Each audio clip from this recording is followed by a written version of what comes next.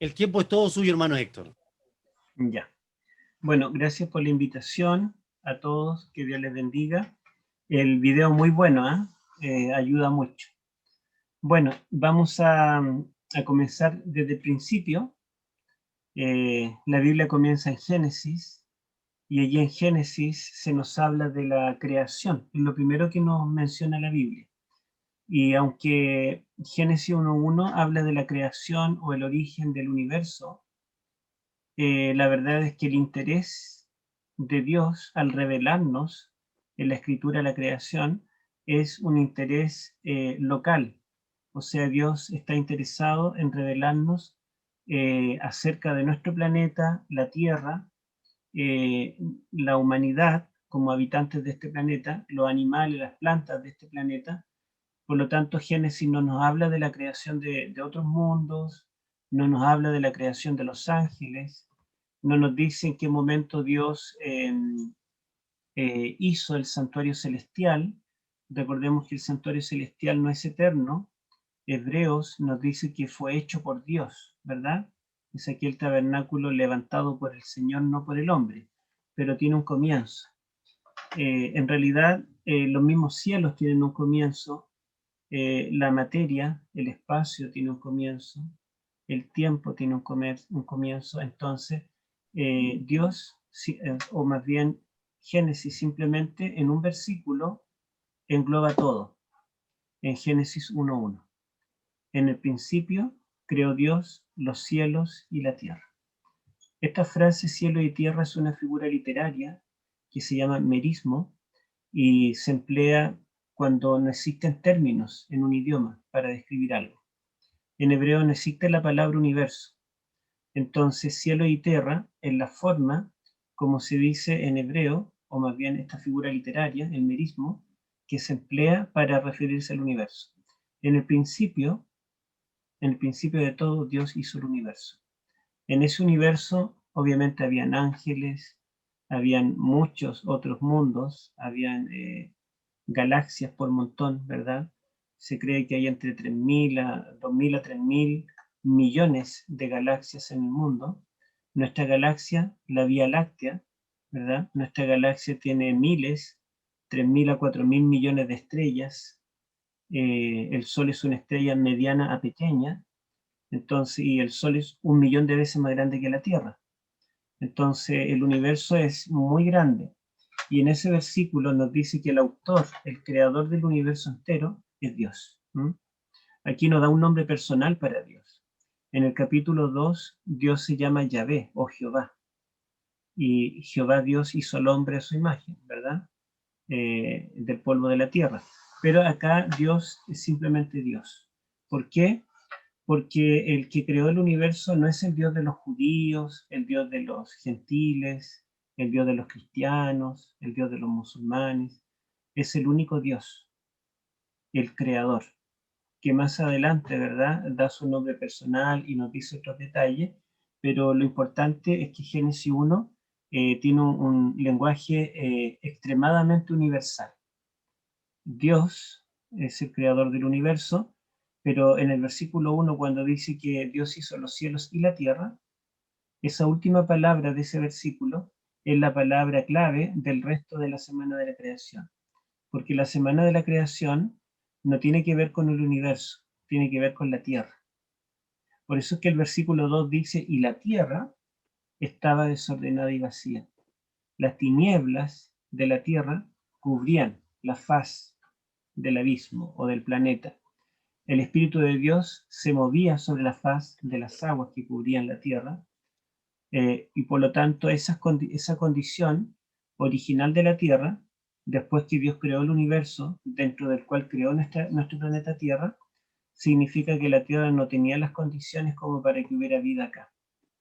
La Tierra podría haber sido como Marte o como todos esos planetas que se están descubriendo, que se parecen a la Tierra, pero no tienen las condiciones para que pueda haber vida. Los astrobiólogos dicen que hay más de 300 características únicas en el planeta Tierra que permiten que haya vida. Si faltara una de esas 300 características, no podría haber vida. Entonces, En el versículo 1 se habla de Dios como el creador del universo, que incluye la tierra. Versículo 2 se enfoca en la tierra, una tierra que está cubierta de aguas. Para que haya vida tiene que haber agua en un planeta, pero tiene que tener también continentes. Si no hay continentes, si no hay tierra seca, no puede haber vida, ni marina ni terrestre. Y después la tierra no tenía una atmósfera adecuada, estaba cubierta de tinieblas. ¿Mm? En este planeta no había luz, y sin luz no hay vida. ¿Mm? Entonces, esa es la condición de la tierra original. Pero a partir del versículo 3 comienza la semana de la creación. Y desde el versículo 13 en adelante se divide en días, ¿verdad? El primer día Dios hizo la luz, o sea, el planeta Tierra, que estaba oscuro, cubierto de tiniebla, ahora en este primer día tiene luz. Tiene tarde y tiene mañana. Pero luego Dios sigue ordenando. El día primero, segundo, tercero, Dios ordena. El día cuarto, Dios hace los astros para que iluminen, ¿verdad?, la Tierra, para que marquen las estaciones, el año, etc. Y para señorear, algo que implica muchas cosas. El sol, la luna, en realidad cumplen muchas más funciones que solo alumbrar. Tiene que ver con la fotosíntesis de las plantas, tiene que ver con la formación de los huesos nuestros a través de la vitamina D, y tiene que ver con el sistema inmune. En realidad, ¿quién podrá resistir mejor el coronavirus? Las personas que toman mucho sol, porque de eso depende de los rayos ultravioleta B, el que tengamos no inmunidad. En fin, o sea, el día primero, segundo, tercero, cuarto, Dios ordena y crea elementos inanimados, excepto el tercer día que Dios hizo el reino vegetal, el reino fungi, que son los hongos, y el reino protista, que son las algas. Pero es en el quinto día donde Dios comienza a crear animales, seres vivientes, como le llama Génesis, primero sobre el mar, sobre las aves también que puedan volar, y el sexto día Dios crea animales terrestres, ser humano, y el séptimo día Dios crea al hombre. El séptimo día Dios lo reposa y dedica ese día para estar con el ser humano. Si nosotros leemos todo el relato de la semana de la creación, en ninguna parte nos habla del origen del mal. No nos dice que existe Satanás o que fue creado en algún momento, o que fue creado un ángel bueno que se corrompió. El interés de Génesis más bien es hablarnos del origen y decir que el creador de todo es Dios. En el capítulo 2 está el segundo relato de la creación, allí donde se habla de, más bien se repite mucho de lo que está en el primer capítulo, pero se amplía la creación del ser humano. Ustedes ven que en el versículo 7 del capítulo 2 nos dice cómo Dios hizo al hombre. Y formó Dios al hombre del polvo de la tierra, puso aliento de vida en su nariz, y fue el hombre un ser viviente. Y Dios trajo muchos de los animales que había creado en los días anteriores, los trae a la presencia del hombre para que les ponga nombre. ¿Mm? Y Adán, al poner nombre a los animales, se da cuenta que todos los animales existen en macho y hembra, ¿sí? Un elefante y una elefanta, un caballo, una yegua, un gato, una gata, en fin, pero el hombre se siente solo. Y Dios dice, no es bueno que el hombre esté solo. Y allí tenemos la creación de la mujer. Pero es interesante que antes de la creación de la mujer menciona un incidente interesante, porque dice que una vez que Dios crea al hombre, Dios plantó un huerto, el huerto del Edén, como hogar. La palabra Edén en hebreo significa delicia. O sea, Dios plantó un huerto de delicias. Era el lugar ideal para vivir. Dice que ese huerto estaba cruzado por un río cristalino, que una vez que salía, atravesaba el huerto, se ramificaban 4 ríos. Entonces, imagínense a quién no le gusta ir al río, a pesar de que nuestros ríos están contaminados. Pero qué refrescante, sobre todo en verano, ¿verdad?, ir a un río. Además, en ese huerto dice que Dios plantó todo tipo de árboles frutales.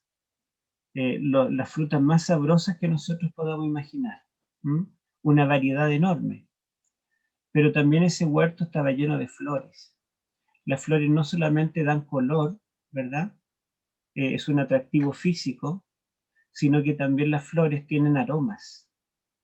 Ustedes ven cuán grato es oler una lavanda, por ejemplo, un dafne, una simple rosa, la margarita. Hay distintas flores que tienen distintos perfumes, y si alguien sabe de paisaje y las planta en una forma más o menos adecuada, logra tener un jardín, aunque sea pequeño, con gratos aromas. Entonces todo invitaba al deleite. Por eso Edén significa deleite. Es el jardín de los deleites, donde el hombre satisfacía todos los sentidos, lo visual, lo olfativo, lo auditivo, porque digan ustedes si el canto de los pájaros no es grato. Sobre todo algunos que tienen, digamos, algunos hacen sonidos especiales. Ahora, por ejemplo, fuimos a almorzar donde unos hermanos de iglesia y ellos tienen loros.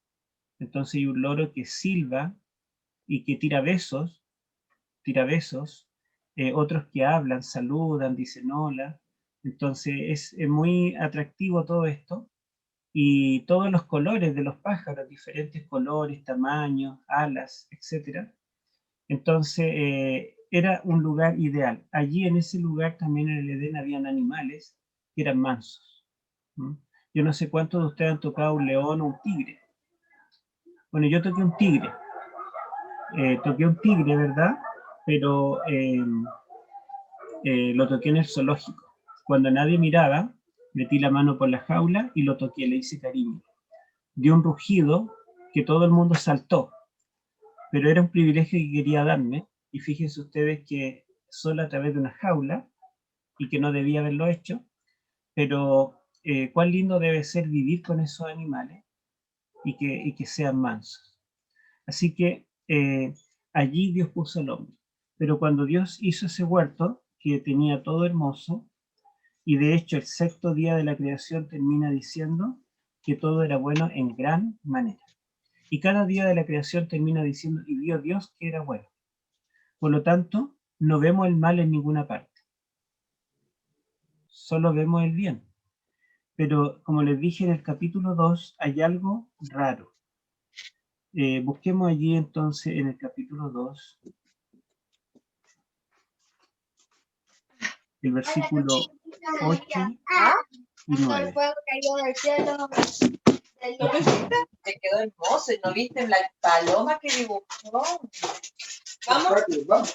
Yo voy a pedir ayuda para leer, así que si alguien lo tiene, lo puede en el capítulo 2, 8 y 9.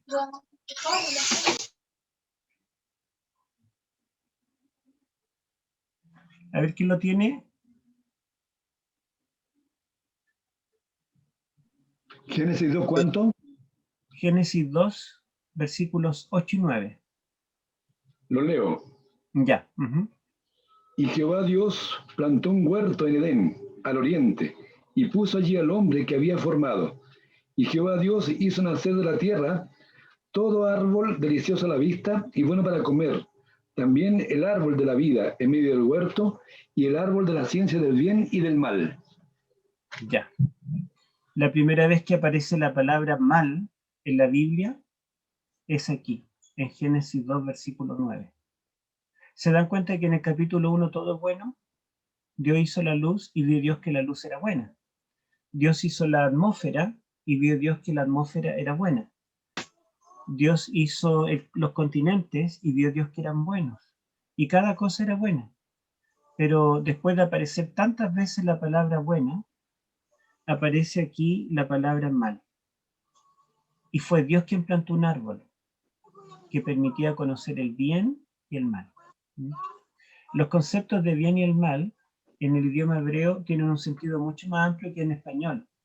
Por ejemplo, bueno, en hebreo tov, no es solamente algo bueno en cuanto a calidad, sino que es bueno en cuanto a lo estético, es bello, es atractivo, es bueno también en lo moral, ¿sí?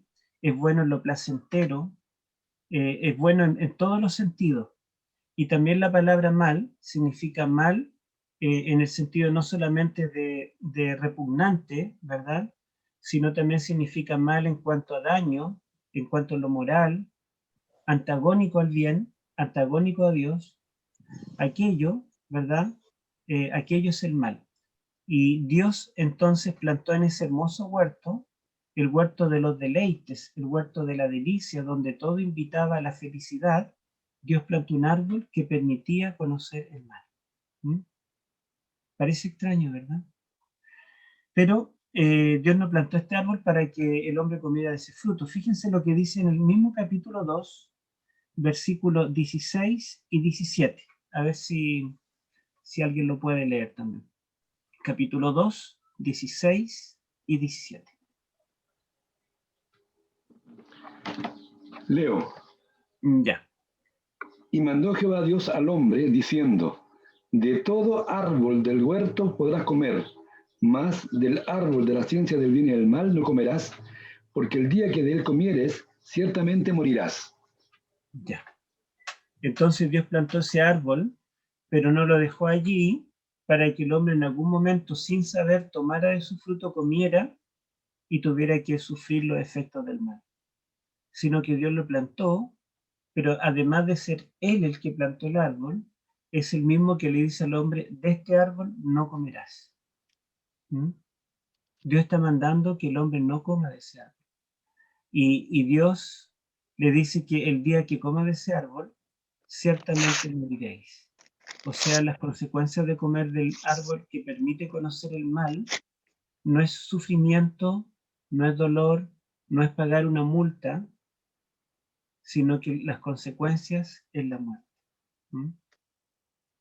Entonces aquí Génesis no nos dice cómo se origina el mal, nos dice que existe el mal. Fíjense ustedes que estamos en la creación misma, en la creación de nuestro mundo, en la semana de la creación, y ya sabemos que existe el mal. En nuestro planeta no existe el mal. No existe el mal porque todo lo que Dios hizo, lo hizo bueno en gran manera.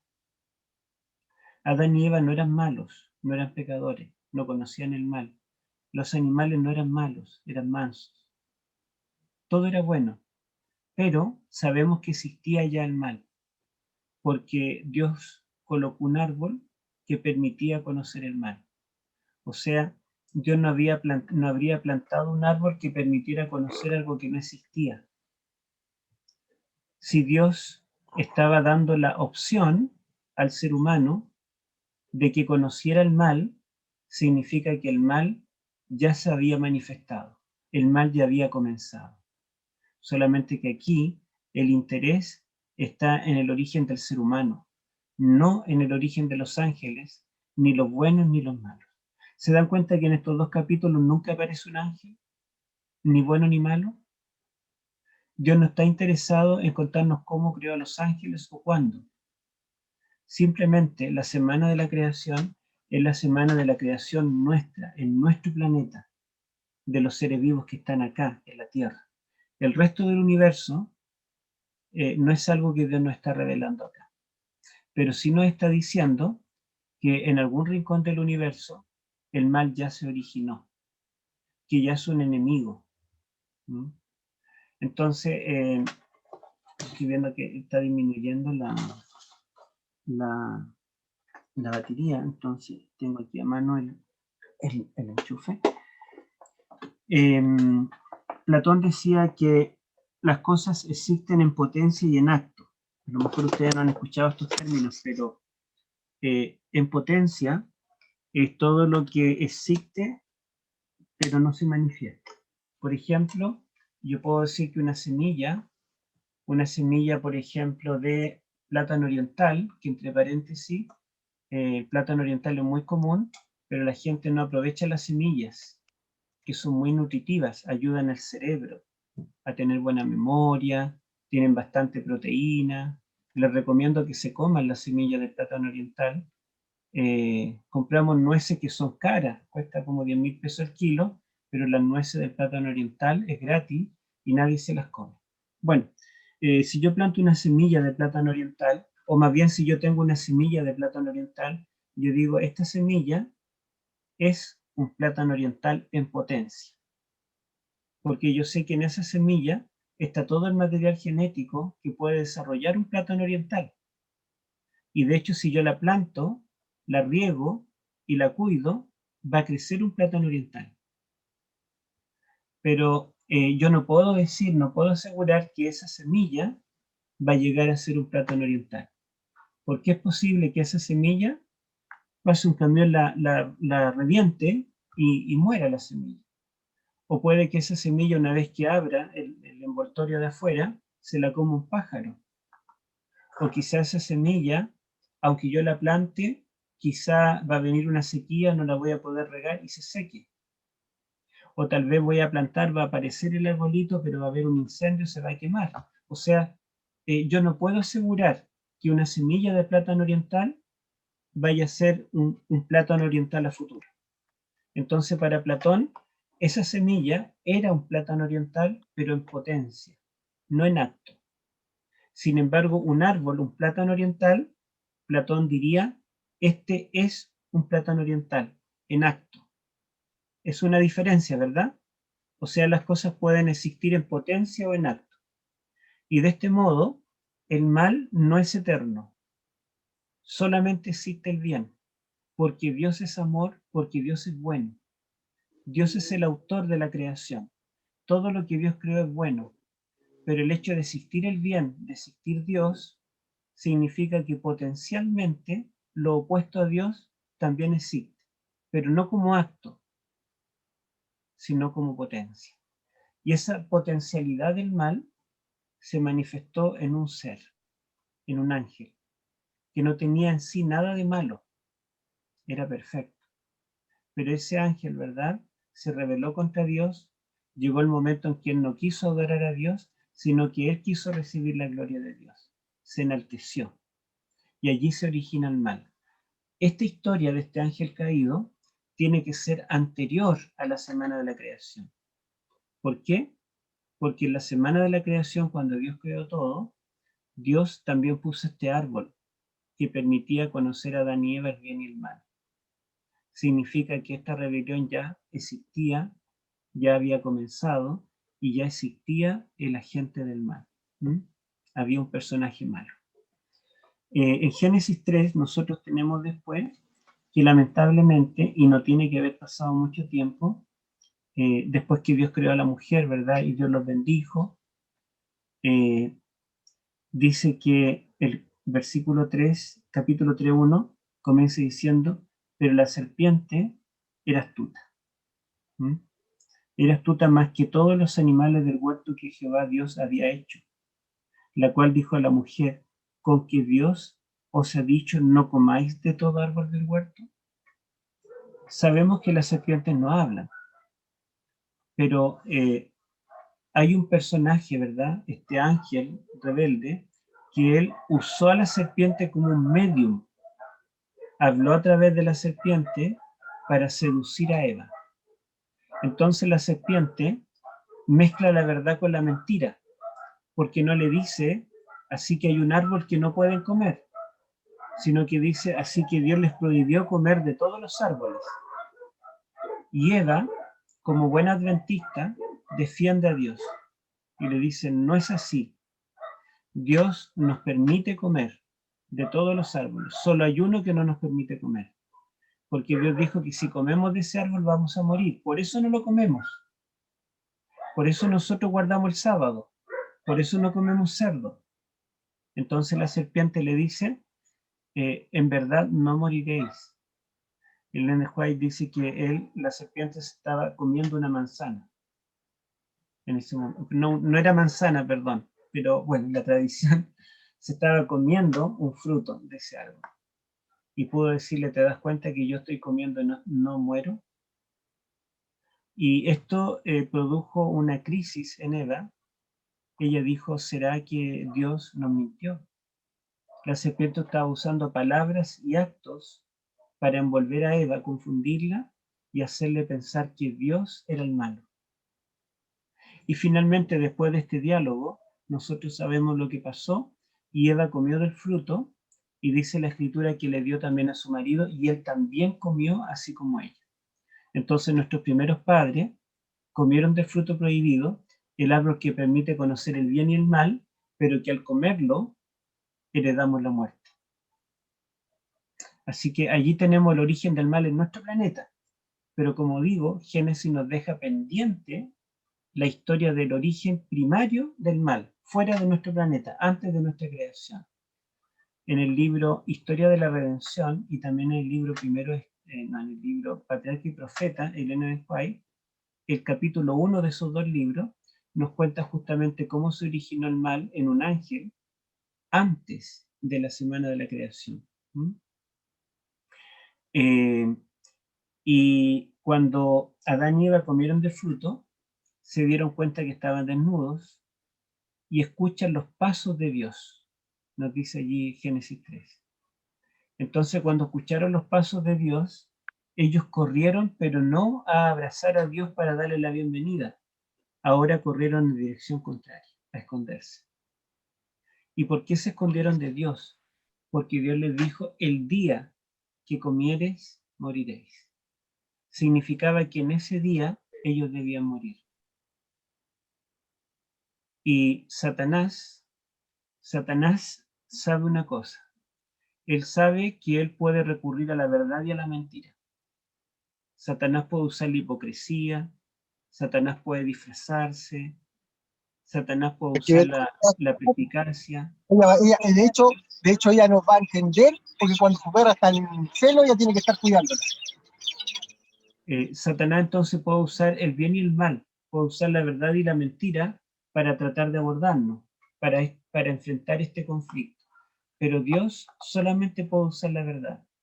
Satanás sabe que Dios tiene los recursos más limitados en ese aspecto. Satanás sabe que Dios no miente. Entonces, si Dios no miente, y Dios le dijo, el día que coman morirán, Dios ese día tenía que matarlos. Y Satanás dijo, bueno, si yo logro que ellos coman, Dios los va a matar. Y si Dios los mata, entonces yo podré decir ante el universo que Dios es el malo. Él es el asesino. Yo tenía razón. Dios es tirano. Dios espera un error para matar. ¿Quién es el asesino? Satanás diría, es Dios. Entonces un ángel le dijo a Satanás, pero un ángel caído, pero ¿qué pasa si Dios no los mata y los perdona? Perderíamos. Satanás dijo, no puede perdonarlos, porque Dios no puede mentir y porque Dios es justo. Debe cumplir. Y el ángel insistió, pero si es que los perdona, el Dios puede hacer todas las cosas. Entonces Satanás dijo, si Dios los perdona y no los mata, yo también gané. Porque si los perdona, entonces yo diré ante todo el universo que Dios no es un Dios confiable. No podemos confiar en su palabra, porque Él dice una cosa y no la cumple. Entonces Dios debe matarlos. Y si Dios por amor, por lo bueno que es, no los mata, entonces yo diré ante todo el universo, ¿se dan cuenta? Yo tenía razón. Dios no es genuino, Él no dice la verdad, porque Él prometió que lo iba a matar en ese día. Pero Dios no los mató. Entonces, el universo se va a dar cuenta, o más bien me va a apoyar a mí, y lograré derrocar a Dios. Entonces Satanás, con esta astuta trampa, dijo, tengo a Dios entre la espada y la pared.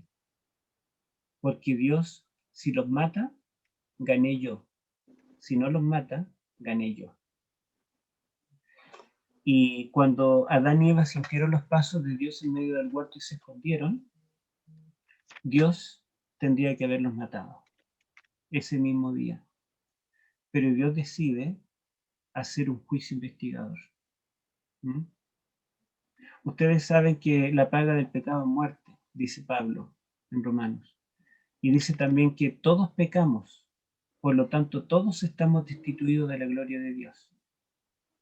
Pero Dios estuvo dispuesto a que Él iba a cargar con nuestra culpa. De tal manera amó Dios al mundo que dio a su Hijo único para que Él tomara nuestro lugar en la cruz. Entonces, por ese motivo, nosotros podremos llegar al cielo. Porque antes de que venga el fin, habrá un juicio investigador. que comenzó en 1844, un juicio en el cual Dios nos va a defender. ¿Mm? Y acá tenemos el primer modelo de juicio investigador de la Escritura, en Génesis 3. Entonces Dios comienza a investigar, comienza a preguntar, Adán, ¿dónde estás tú? ¿Acaso Dios no sabía dónde estaban escondidos? Cuando jugamos a la escondida con nuestros niños chicos, ¿acaso no sabemos dónde están? El Salmo 139 dice, ¿a dónde huiré de tu espíritu que tus ojos no me vean? Si me escondiera en lo profundo del abismo, allí estás tú. Si me voy a la punta de una montaña, allí tú me alcanzas. Entonces, cuando Dios pregunta, ¿dónde estás tú?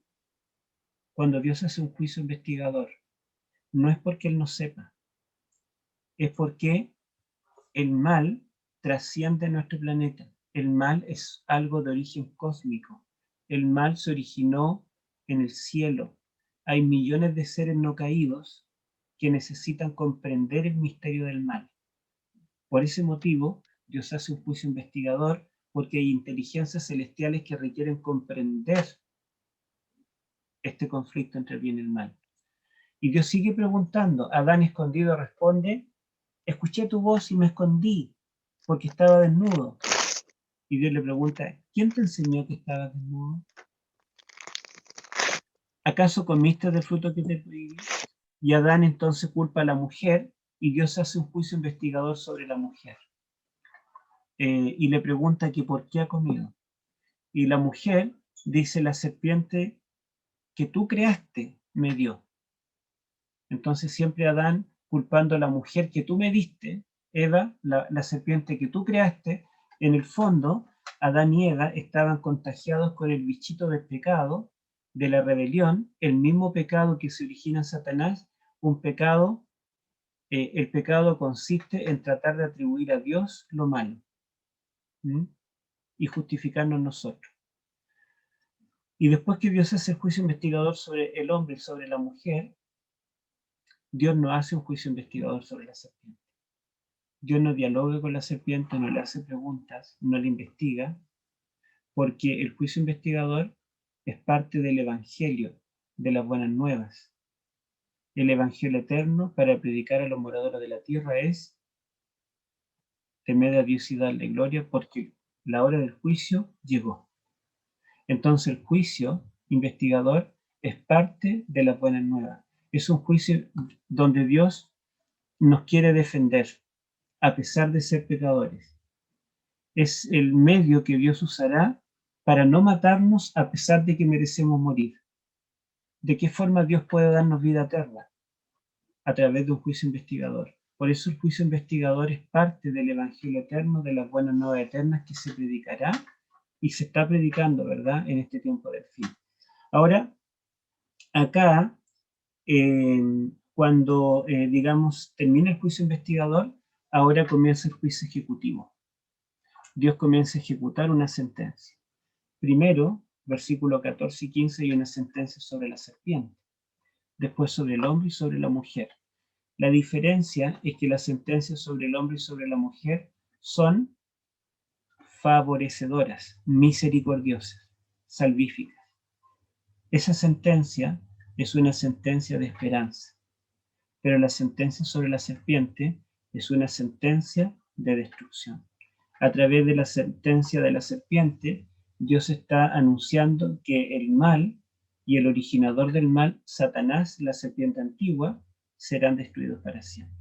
Leamos los versículos 14 y 15 entonces, donde está el juicio ejecutivo sobre la serpiente. 14 y 15. Cualquiera de ustedes que quiera leer. Génesis 3, 14 y 15.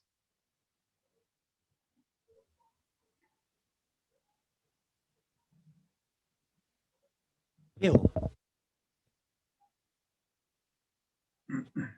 Y Jehová Dios dijo a la serpiente, por cuanto esto hiciste, maldita serás entre todas las bestias y entre todos los animales del campo.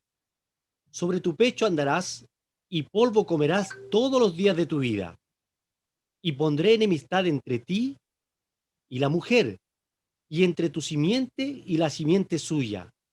Esta te herirá en la cabeza y tú le herirás en el calcañar. Ya. Fíjense ustedes que en el juicio divino, que tiene dos etapas, un juicio investigador y un juicio ejecutivo posterior, nosotros tenemos que hay un quiasmo, paralelismo invertido. Porque primero, en el juicio investigador, Dios lo hace sobre Adán, al primero que le hace las preguntas. Después viene Eva. La serpiente no tiene juicio investigador, solo juicio ejecutivo. Pero después viene el juicio ejecutivo sobre Eva, la penúltima. Y al final sobre Adán, el primero. O sea, tenemos Adán, Eva, serpiente, Eva, Adán. Adán está al principio y al final, Eva en el centro, o después, ¿verdad? Y la serpiente y su sentencia de muerte eterna está en el centro de todo el capítulo 3. Eso nos muestra y nos garantiza de que el mal y el originador de él tendrán un fin definitivo. ¿Mm? Lo primero que Dios hace es maldecir a la serpiente. ¿Mm? Le anuncia que comerá polvo. Comer polvo no solamente es porque sobre tu pecho andarás, sino que comer polvo es una expresión que se utiliza en el Antiguo Testamento y en el Antiguo Cercano Oriente para referirse a un enemigo derrotado. Cuando un rey le ganaba a otro rey, se enfrentaban en batalla, el que ganaba humillaba al otro, lo tiraba al suelo, le ponía el pie sobre la cabeza, y eso significaba que el enemigo derrotado llegaba a comer polvo, ¿sí? Entonces, esta promesa está diciéndonos que Satanás, el enemigo de Dios, será derrotado. En segundo lugar, le dice, pondré enemistad entre ti y la mujer. Fíjense que en nuestro planeta, al principio, todo era bueno en gran manera. ¿Había enemistad en alguno de los seres de este mundo? No había enemistad. Adán y Eva no tenían ninguna discusión. No había un animal que se comiera a otro. No había enemistad. Pero aquí nace la enemistad, porque este conflicto cósmico que comenzó fuera de nosotros se trasladó acá. Nuestro planeta era una burbuja que estaba exento del mal, porque todo era bueno en gran manera. Pero una vez que el hombre escogió conocer el bien y el mal, entonces ahora nuestro planeta sería parte de este conflicto cósmico y sería parte de esta enemistad universal. Habrían dos bandos, enemistad entre ti y la mujer, y entre tu simiente y la simiente de ella. ¿Mm? O sea, esa enemistad no solo sería entre la serpiente y la mujer, sino entre los descendientes de cada uno. La serpiente tendría una descendencia, la mujer también. Pero lo bueno de esta profecía es lo que dice sobre la simiente de la mujer. Este te herirá en la cabeza y tú le herirás en el calcañar. El verbo herir en ambos casos, en hebreo es shuf, y shuf no es herir. Por ejemplo, yo puedo darle un combo a alguien y le hago una herida, le queda corriendo un poquito de sangre, ¿verdad? O yo me tropiezo, me caigo, me apoyo las manos, me rompo y me sale sangre y digo, estoy herido. No es eso. La palabra shuf significa literalmente triturar. Es un golpe de muerte. Entonces, cuando le dice Dios a la serpiente que la simiente de la mujer te herirá en la cabeza, significa te destruirá. Porque el verbo shuv significa destruir, y porque golpear en la cabeza a una serpiente es la única parte donde muere. Sabemos que a una serpiente le podemos herir el cuerpo, le podemos cortar el cuerpo, pero la serpiente va a seguir viva mientras no golpeemos la cabeza. Por lo tanto, la serpiente será destruida. Y si la serpiente está representando al originador del mal, significa que el mismo diablo, el ángel caído, y el mal serán erradicados del universo. Eso es buena nueva. Martín Lutero le llamó el protoevangelio, la primera vez que se predica el evangelio en este planeta. Pero además le dice, y tú herirás a la simiente de la mujer en el talón. O sea, la serpiente mordería el talón del Mesías. ¿Mm? Y otra vez el verbo shuf. Esto significa arrancarle el talón. ¿Mm? Y la serpiente venenosa, nahash en hebreo serpiente, la palabra que utiliza aquí, significa literalmente alguien que escupe. Viene del verbo escupir. Y la serpiente que escupe es la serpiente que a través de sus colmillos escupe veneno, inyecta veneno. Cuando una serpiente venenosa muerde a una persona, en un ambiente no moderno donde hay hospitales que tienen antídotos y pueden salvar las vidas, esa persona puede morir. Entonces la serpiente envenenará, morderá, shuf, destruirá al Mesías. La buena nueva es que Dios no va a matar a Adán y Eva. La mala nueva es que el Mesías, la simiente de la mujer, tendrá que morir. O sea, sí hay muerte. No es verdad que Dios no cumple. No es que Dios no sea íntegro. Dios cumple. Dios sí cumplirá lo que prometió. Pero no será Eva, no será Adán. No eres tú, no soy yo. Es el Hijo. Es la simiente de la mujer el que morirá. Él pagará el pecado.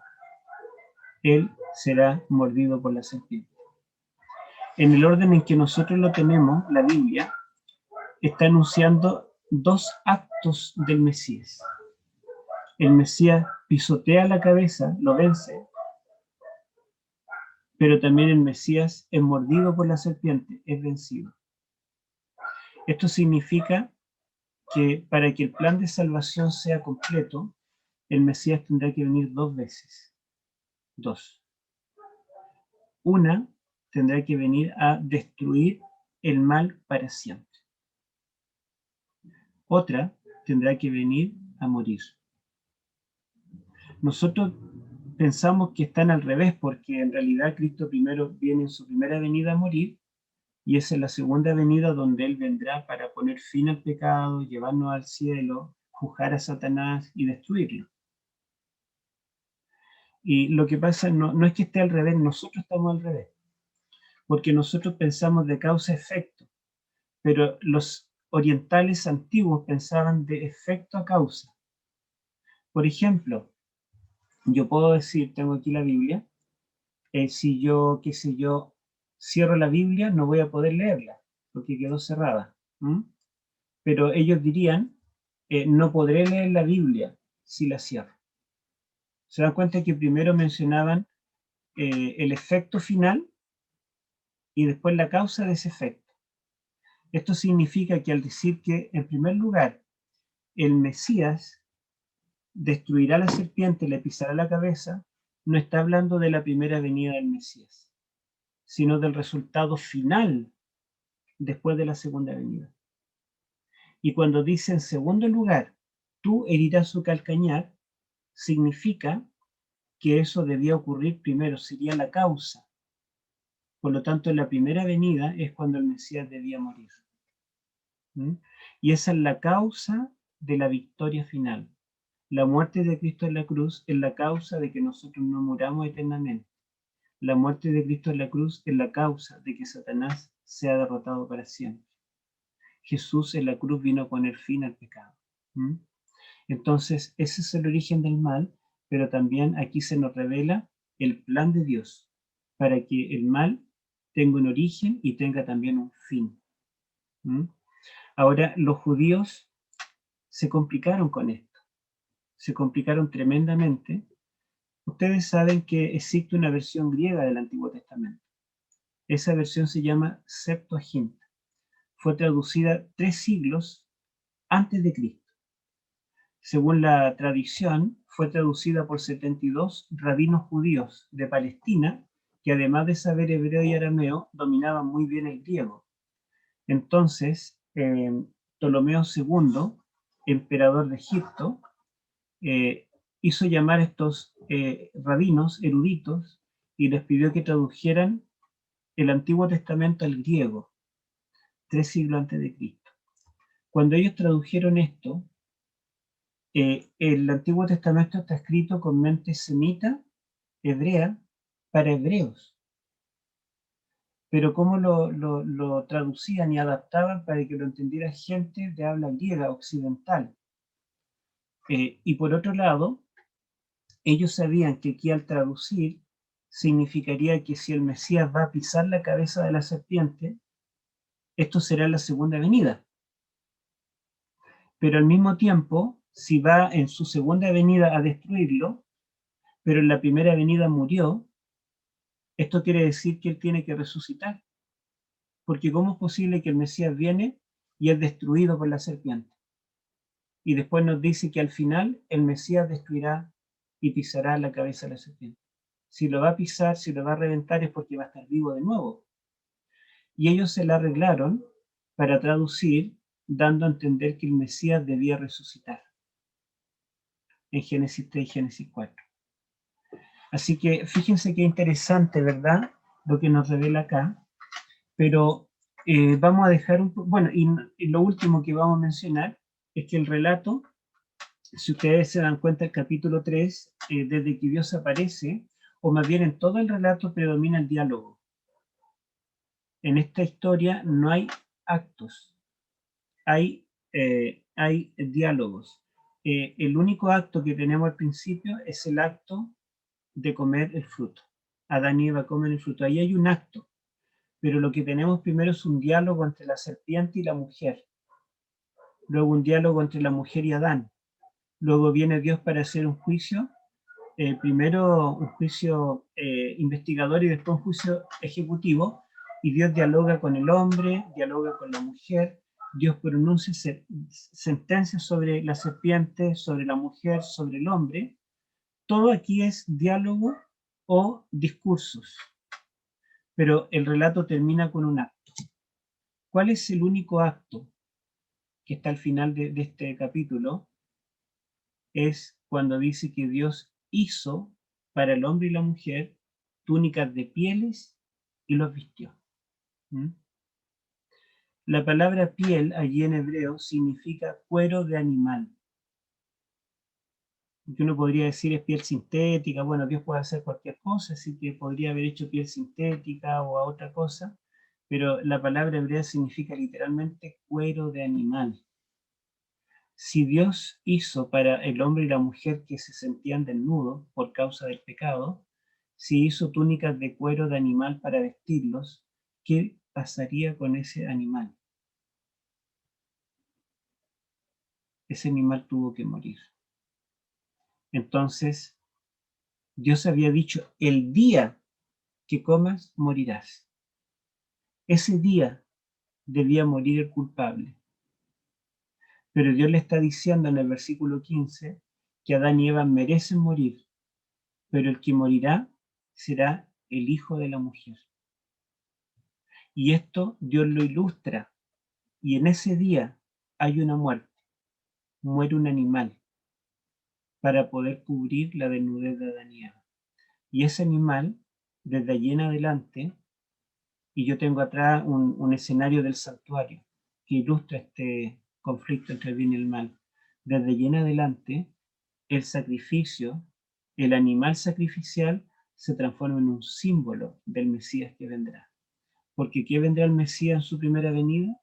Vendrá para ser herido, vendrá para morir. Isaías 53 nos dirá, y por su llaga fuiste tú curado. ¿Se dan cuenta?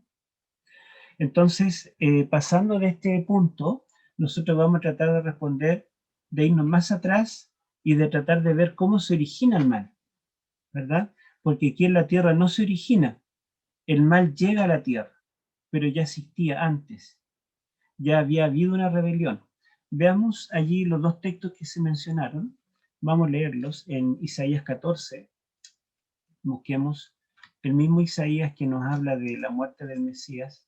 Isaías es un libro maravilloso y gracias a Dios lo estamos estudiando ahora y los autores del folleto son excelentes teólogos, así que nos pueden ayudar mucho acá. Isaías, los primeros 5 capítulos son capítulos donde Isaías reprocha al pueblo por sus pecados. describe la condición del hombre. El pueblo de Dios está en apostasía, está en pecado, debe morir, ¿verdad? Es lo que merece. El capítulo 6 tenemos el llamado de Isaías, donde él lo ve en su gloria, lo ve en el lugar santísimo, el lugar donde Dios realiza la expiación. Y de hecho, Isaías es un hombre inmundo y habita en medio de un pueblo inmundo, pero el Señor en ese día purifica sus labios para que él pueda profetizar. Por lo tanto, allí tenemos un día de la expiación que es programático a través del libro porque es el momento del llamado al profeta. Inmediatamente en los capítulos 7 al 11, lo que nosotros tenemos es el anuncio de lo que dice Génesis. Génesis dice que el Salvador del mundo nacerá de una mujer. ¿Sí o no? Dice que será la simiente de la mujer la que vencerá a Satanás. Y estos capítulos del 7 al 11 nos dicen insistentemente que el que salvará la situación que vive el pueblo, la situación política que ya se ha descrito en 2 lecciones con bastante detalle, pero no solamente la situación política que vivía el pueblo, porque esto servía para ilustrar algo mayor, ¿verdad? Un conflicto cósmico. Ese Mesías dice que será hijo de la Virgen, porque en Génesis en ningún momento Dios le dijo a Adán y Eva, la simiente de ustedes dos. No, dice la simiente de la mujer solamente. Y acá dice que una mujer dará luz, la Virgen dará luz, pero ese hijo será Dios con nosotros, porque en Génesis se da a entender que ese hijo, esa simiente que va a vencer, el Mesías, es también divino, porque la serpiente es el enemigo de Dios. Y si lo vence la simiente de la mujer, esta simiente tiene que ser Dios. Y acá Isaías nos revela lo mismo. En el capítulo 9, Isaías nos dice que ese niño nacerá en esta tierra como un niño, pero dice que él será Dios fuerte y Padre eterno. Y nos dice que él logrará recuperar el reino de este mundo que perdió Adán, y su reino no tendrá fin. En el capítulo 11, utiliza la metáfora de la vegetación. Capítulo 10 habla de Asiria como el hacha de Dios para talar a las naciones. Y después dice en el capítulo 11, pero una vara brotará del tocón de Isaí. El tocón es esa partecita que queda como un pastelón, ¿verdad? La parte baja del árbol cuando lo talan a ras de suelo, del tocón de Isaí brotará una rama. Y esa rama, que es la esperanza de Israel y de las naciones, es el Mesías. Sobre él reposará el espíritu de Jehová, el espíritu de sabiduría, entendimiento, etc. Y dice que él, bueno, leamos algo del capítulo 11, para que ustedes entiendan que esto tiene dimensiones cósmicas. Ese Mesías que vendrá, dice que cuando él venga y establezca un reino, su reino será de justicia, versículo 5. A ver si alguien me ayuda con la lectura. Versículo 5. Dice 11:5. Uh-huh. Y será la justicia cinto de sus lomos y la fidelidad ceñidor de su cintura. Ya, entonces ese Mesías que nacerá en esta tierra como un niño, ¿será justo realmente? ¿O será como todos los reyes de Judá que son Mesías, son ungidos por Dios, son hijos de David, pero son una completa decepción? Acaz, ¿verdad? El mismo Ezequías que fue bueno, pero ¿cómo terminó? Cada uno de los reyes de Judá, aunque eran hijos de David, aunque eran ungidos, eran injustos, no eran confiables. Pero el Mesías que nacerá para salvar al mundo, dice que la justicia será el cinto de sus lomos y la confiabilidad será el ceñidor de su cintura. ¿Mm? Pero el reino de este Mesías, miren que no es solamente la tierra de Palestina o Judá. ¿Qué dice el versículo siguiente? ¿Qué dice el versículo siguiente? El versículo 6. A ver si alguien lo lee.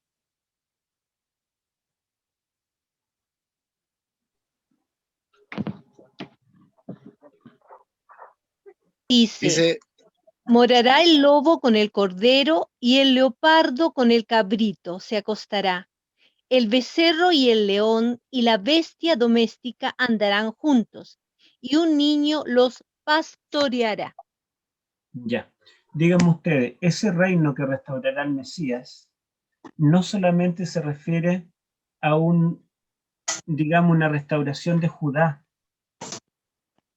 En la paz que instaurará el Mesías traerá paz incluso en el reino animal y en el reino vegetal. El lobo morará con el cordero. Esto está hablando de un arreglo, ¿verdad? Similar a cómo era el mundo antes de Génesis 3, cuando todo era bueno en gran manera. En otras palabras, el reino del Mesías es un reino que restaurará todas las cosas al principio, que terminará con el mal. ¿Mm? Y después de los capítulos 7 al 11, que están anunciando al Mesías que nacerá como un niño de una mujer, pero que será divino, el capítulo 12 no puede hacer otra cosa. A propósito, Isaías tocaba muy bien la guitarra, era músico. ¿Mm? Y fíjense el canto que está en el capítulo 12. Leámoslo, para que nos deleitemos un poquito. A ver quién puede leer el capítulo 12, es cortito, por eso lo vamos a leer entero. Leo. Uh-huh. En aquel día dirás, cantaré a ti, oh Jehová, pues aunque te enojaste contra mí, tu indignación se apartó y me has consolado. Y aquí Dios es salvación mía, me aseguraré y no temeré, porque mi fortaleza y mi canción es Jehová, quien ha dado salvación para mí. Sacaré con gozo aguas de la fuente de la salvación, y diréis en aquel día, cantad a Jehová, aclamad su nombre, haced célebre en los pueblos sus obras, recordad que su nombre es engrandecido, cantad salmos a Jehová, porque ha hecho cosas magníficas, se ha sabido esto por toda la tierra, regocíjate y canta, oh moradora de Sión, porque grande es en medio de ti el Santo de Israel. Amén. Amén. Bueno, ¿se da cuenta cómo Isaías tuvo que incluir un canto de alabanza por la venida del Mesías? El Mesías restaurará todas las cosas. Pero después que termina esta sección con este canto, yo le dije que del 1 al 6 tenemos una sección, del 7 al 12 otra sección, del 13 al 25 tenemos la tercera sección del libro, que son los oráculos contra las naciones vecinas. En otras palabras, Isaías no es solamente un profeta que viene a anunciar un mensaje sobre Judá, sino también sobre todas las naciones de la tierra. La primera nación contra la cual emite un oráculo es, léanlo ustedes, el capítulo 13, ¿contra quién habla? Contra Babilonia. ¿Se dan cuenta? Entonces en el capítulo 13 comienza hablando de Babilonia como el primer enemigo del pueblo de Dios. Luego sigue con todas las naciones, porque Dios no es un Dios local, no es como un santo patrono de la ciudad de La Serena o de la ciudad de Concepción, y que ese es su perímetro de acción. Dios es el Dios del universo. Dios es el Dios de todas las naciones. Se dice que Isaías es el profeta universal. Isaías tiene un mensaje tan universal como el de Génesis, que nos habla del origen de todas las naciones y el origen del universo. Entonces en el capítulo 13 Dios comienza a hablar de Isaías contra Babilonia, a pesar de que en ese tiempo de Isaías Babilonia todavía no era un imperio, era una ciudad destruida. Y ahora en el capítulo 14 ya no habla contra Babilonia, el reino, sino contra el rey específicamente. ¿Qué dice el 14, versículo 1?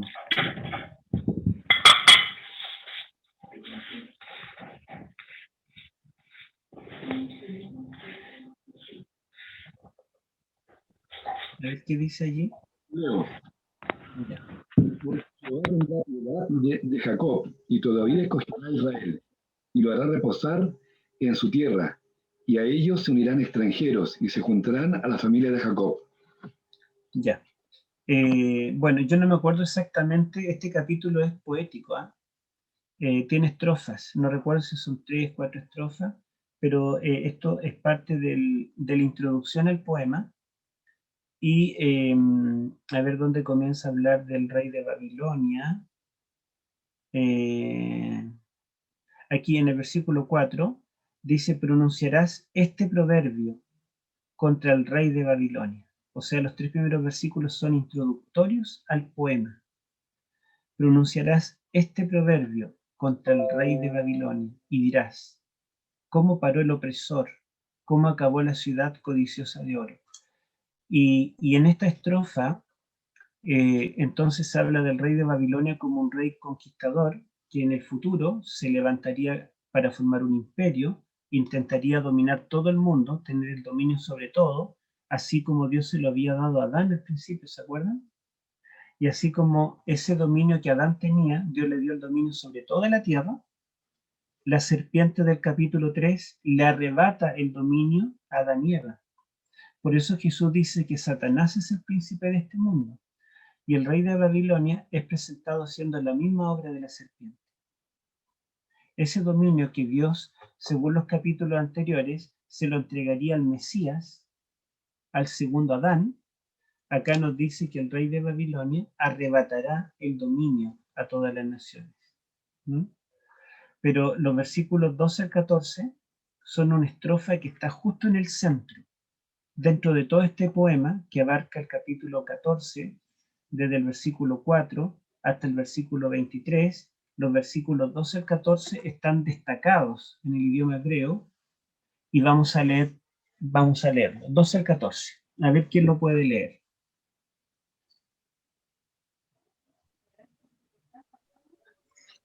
Dice: ¿cómo caíste del cielo, oh Lucifer, hijo de la mañana? Cortado fuiste por tierra, tú que debilitabas las naciones. Tú que decías en tu corazón: subiré al cielo, en lo alto junto a las estrellas de Dios levantaré mi trono, y en el monte del testimonio me sentaré, a los lados del norte. Sobre las alturas de las nubes subiré y seré semejante al Altísimo. Gracias. Entonces fíjense que la primera estrofa y la última está hablando literalmente del rey de Babilonia. Esto lo cumple Nabucodonosor y sus descendientes, que conquistan las naciones, tienen el dominio. Y ustedes recuerdan que en el capítulo 2, cuando Nabucodonosor sueña con el árbol, perdón, con la imagen, le dice Daniel sobre la cabeza de oro, le dice: mira, Dios te ha permitido que tú tengas el dominio sobre toda la tierra, sobre los animales, las bestias, todo. O sea, lo mismo que Dios le dijo a Adán: tú eres la cabeza de oro. Y en el capítulo 4, cuando sueña con el árbol que estaba en medio de la tierra nos recuerda al árbol del conocimiento del bien y del mal que estaba en medio del Edén. Y dice que ese árbol representa al rey de Babilonia, y dice que ese árbol dominaba toda la tierra. Todas las bestias se posaban debajo de su sombra, los hombres, las naciones comían de su fruto, las aves de los cielos se posaban en ella. Entonces, este dominio del árbol sobre todas las aves, los animales, nos recuerda que Dios le entregó a Adán y Eva autoridad sobre las bestias de la tierra, las bestias del mar, las aves de los cielos. Entonces, Nabucodonosor, el rey de Babilonia, es como un segundo Adán, pero en versión negativa. Es como usurpador. Dios permitió que él tuviera el reino, pero en realidad él lo ganó con la espada, matando. Y acá se corre el velo y se muestra el verdadero usurpador, el verdadero, digamos, personaje que quiere quitar el reino, no a Adán, que es el virrey. Adán es el administrador, pero el verdadero rey del universo es Dios. Dios es el creador, el dueño. Adán gobierna acá, pero como un reino local.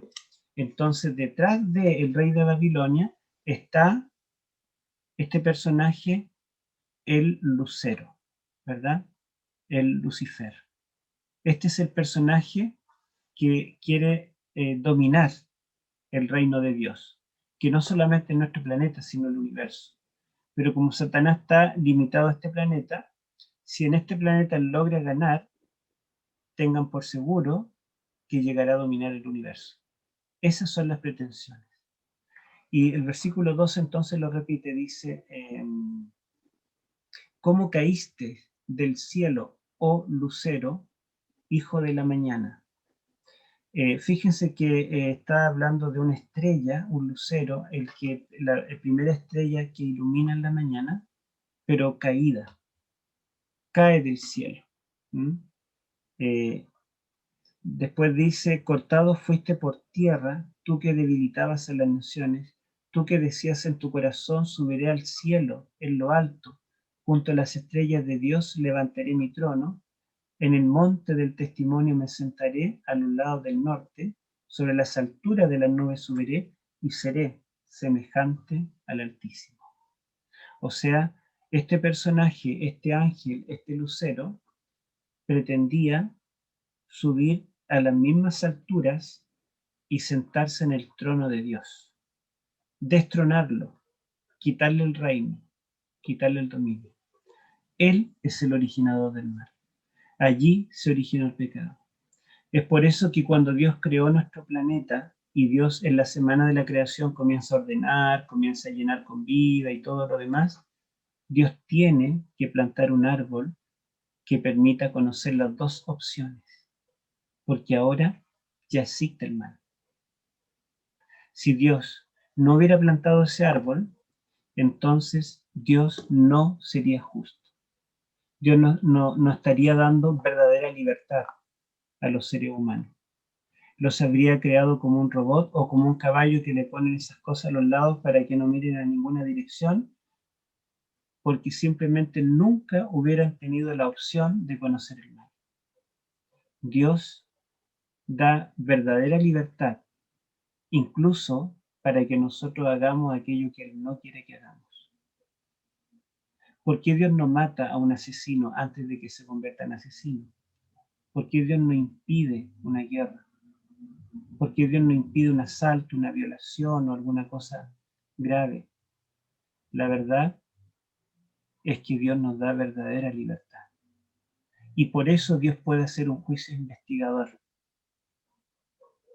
Porque las obras nuestras son resultado de nuestras elecciones.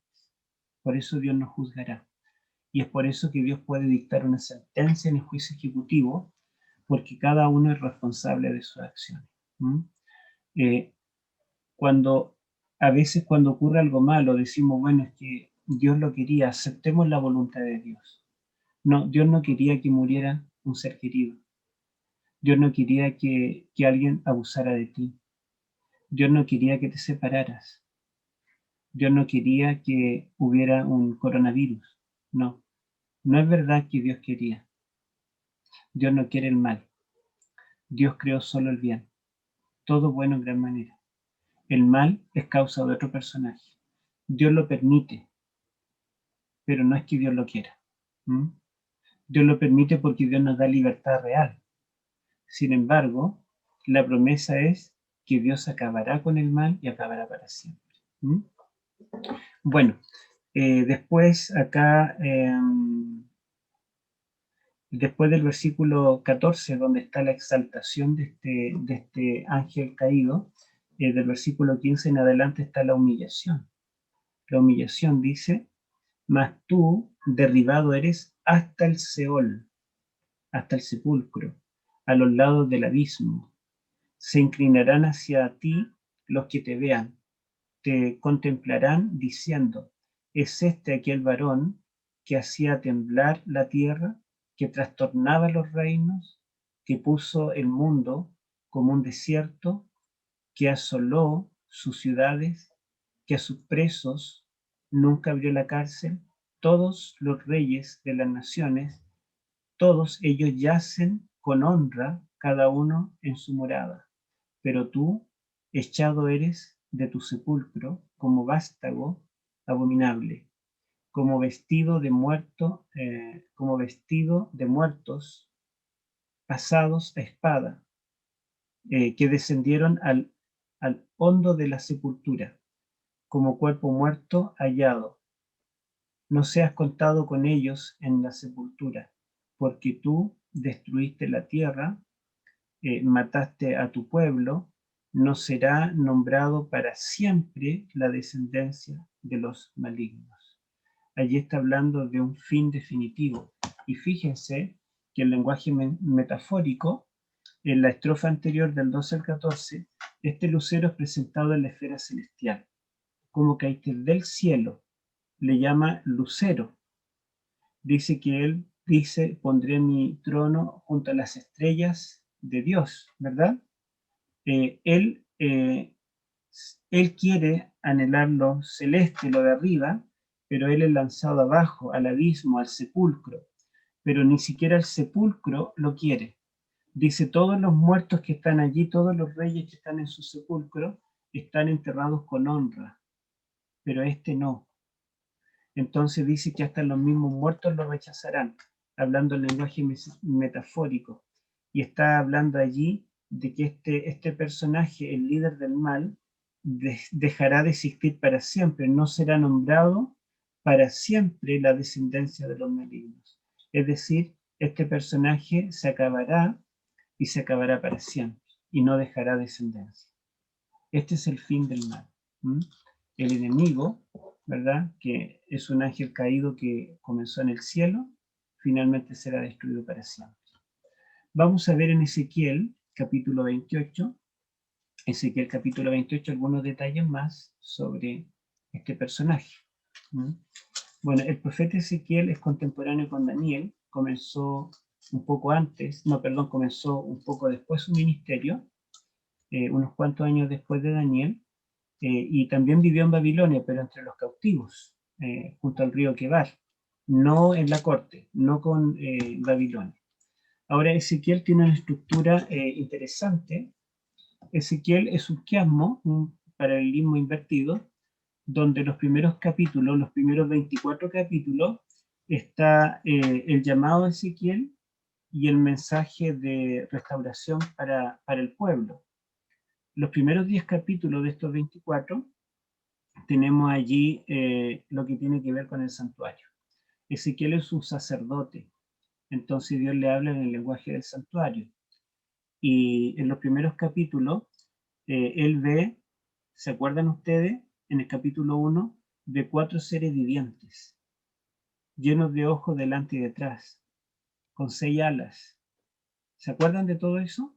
Estos 4 seres vivientes llevan un arca móvil, porque tiene ruedas, y las ruedas giran todo el tiempo y están con ojos también, ¿verdad? Y las ruedas se dirigen hacia donde los seres vivientes se dirigen. Y sobre el arca, en el propiciatorio, en la cubierta, está la gloria de Jehová, el trono de Dios y la gloria de él. Y desde allí Dios llama a Ezequiel para cumplir su ministerio. Y esto se muestra hasta el capítulo 10, esta interacción entre el arca móvil y Ezequiel. Ezequiel, cuando recibe esta visión, es cuando cumplió 30 años, la edad cuando un sacerdote podía entrar por primera vez al lugar santo. Pero Ezequiel está en el destierro y nunca más saldrá de allí. Entonces, aquello para lo cual fue preparado, nunca tendrá el privilegio de entrar al santuario. Qué frustración, ¿verdad? Sin embargo, cuando él cumple la edad que le permitiría entrar al santuario, pero no puede porque está a más de 1000 kilómetros del santuario, está cautivo en Babilonia, Dios viene en su santuario móvil. Dios le dice a Ezequiel, feliz cumpleaños, yo sé que tú no puedes ir a visitarme, tú no puedes entrar en mi santuario porque estás desterrado, pero no te preocupes, yo vine a ti, vengo en el arca. Y Ezequiel dice, estos 4 seres vivientes son querubines, porque en el templo de Salomón, recuerden que en el lugar santísimo no habían 2 querubines como en el tabernáculo del desierto, sino que habían 4. Entonces él dice, claro, estos son los 4 querubines que están en el lugar santísimo. Yo como sacerdote podría haber entrado al lugar santo, pero estoy en el lugar santísimo. Estoy frente a la Shekinah, a la gloria de Dios. Estoy frente a él cara a cara. Y los 4 querubines no son esculpidos, son seres vivientes, están vivos. Por lo tanto, ¿verdad? Dios viene a Ezequiel y en los capítulos 1 al 10 se revela en su templo. Los capítulos 40 al 48, que son los últimos del libro, ahora Dios le muestra una visión a Ezequiel de la restauración del templo. La fecha cuando el sumo sacerdote podía ver la gloria de Dios y los querubines era el día de la expiación. Entonces ese es el día que impera en los primeros 10 capítulos. Y los capítulos 40 al 48, que son los últimos, dice Ezequiel, recibí esta visión en el día de la expiación. Miren qué interesante, el principio y el final.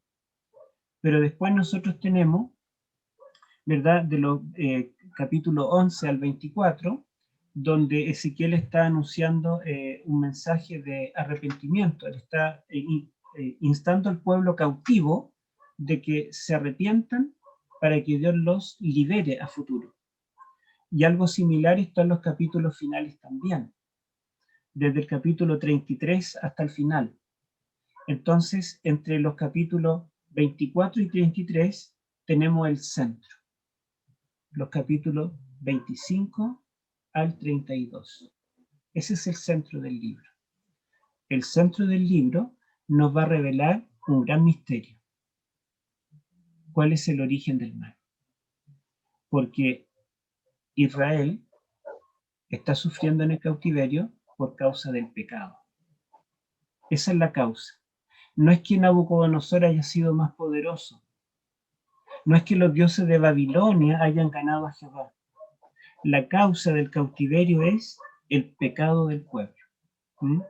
Por eso que Ezequiel termina en los capítulos 40 al 48 diciendo que finalmente Dios restaurará un santuario, restaurará la ciudad de Jerusalén. Pero esta vez, en los primeros 10 capítulos termina cuando Dios se aparta del santuario de la ciudad y queda desprotegida y Babilonia toma posesión de ella. ¿Por qué se aparta? Por el pecado del pueblo. Pero ahora Dios restaurará la ciudad y restaurará el santuario. ¿Y cómo termina el libro de Ezequiel? ¿Quién podría leer el último versículo del último capítulo?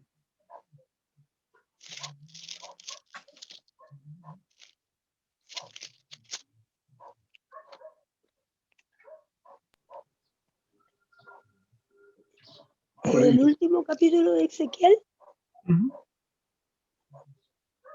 pero el capítulo entero o algún versículo el último especial. versículo. El último versículo dice: en derredor tendrá 18.000 cañas, y el nombre de la ciudad desde aquel día será Jehová Sama. Amén. Amén. Termina diciendo, ¿verdad?, que esa ciudad, la nueva Jerusalén que Dios restaurará con el templo y con su presencia, se llamará Jehová Sama. En hebreo se pronuncia Yahvé Shammah. Yahvé Shammah. ¿Qué significa Shammah? Significa allí. Jehová allí. En los primeros 10 capítulos Dios hizo todo lo posible por convencer al pueblo de su pecado, pero el pueblo rechazó a Dios y Jehová se fue y los dejó al arbitrio del rey de Babilonia. Pero acá al final Dios restaurará la ciudad y el santuario, y esta ciudad se llamará Jehová allí, porque Jehová morará allí con ellos, y Apocalipsis 22 dice, y verán su rostro.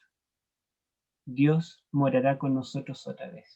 Pero ¿cuándo fue que Dios se apartó de los suyos? Fue en Génesis 3. Recuerden que en Génesis 1 y 2 Dios hablaba con Adán cara a cara. Pero fue en Génesis 3 cuando Dios tuvo que expulsar al hombre del Edén. No es verdad que el primer destierro fue en Egipto o en Babilonia. No, el primer destierro fue del Edén. Y así como el pueblo ahora en Babilonia, desterrado, anhela volver a la tierra prometida, a la tierra que fluye leche y miel, aquella tierra que es un vergel, Adán y Eva salieron del Edén anhelando volver al vergel, al jardín de la delicia. Esa es la esperanza que está en Ezequiel. Pero el centro, como yo les dije, en los capítulos 25 al 33, son los oráculos contra las naciones. Acá nosotros tenemos entonces todas las profecías donde se anuncia el juicio contra las naciones vecinas. Y tienen un quiasmo donde el capítulo central es el 28. Oráculos contra el rey de Tiro. Y vamos a buscar el capítulo 28 de Ezequiel. Lo tenía marcado acá. Leamos. Leamos entonces el versículo 1 hasta el versículo 2. ¿Quién lo puede leer?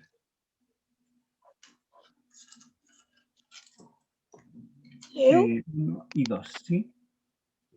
dice, y vino a mí palabra de Jehová, diciendo, Hijo de hombre, di al príncipe de Tiro, así dice Jehová el Señor, por cuanto se enalteció tu corazón y dijiste, yo soy Dios, en la silla de Dios estoy sentado en medio de los mares, siendo tú hombre y no Dios, y has Ya, puesto tu corazón como corazón de Dios.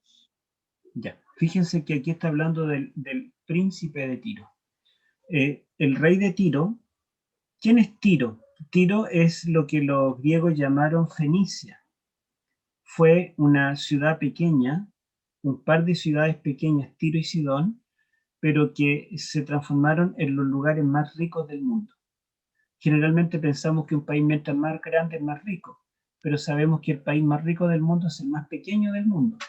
El Vaticano, ¿verdad? Es un pequeño país, 44 hectáreas, pero tiene las mayores riquezas del mundo. En esos tiempos bíblicos, el país más rico del mundo era el país más pequeño, Tiro. Tiro era una ciudad pequeña, pero los tirios, ellos fueron los que inventaron todas las cosas del mundo antiguo. Como ahora todo viene de China, Made in China o Made in China, ¿verdad? Hasta el coronavirus viene de China y las vacunas vienen de China. Bueno, en ese tiempo todo venía de Tiro. ¿Quién inventó los barcos a remo para las guerras y para el comercio? Los tirios. ¿Quién inventó el alfabeto que revolucionó la literatura de esos tiempos, el conocimiento, las relaciones comerciales, las relaciones internacionales, la diplomacia a través de las cartas y documentos? ¿Quién inventó el alfabeto? Los tirios. ¿Quién inventó las matemáticas? O no las inventó, las matemáticas son desde el principio, pero ¿quién creó el teorema de Pitágoras y todas las cosas complejas de las matemáticas, las ecuaciones? Antes se pensaba que fueron los griegos, pero no, fueron los tirios, mucho antes. Entonces los tirios era la gente más capaz intelectualmente, más exitosa materialmente.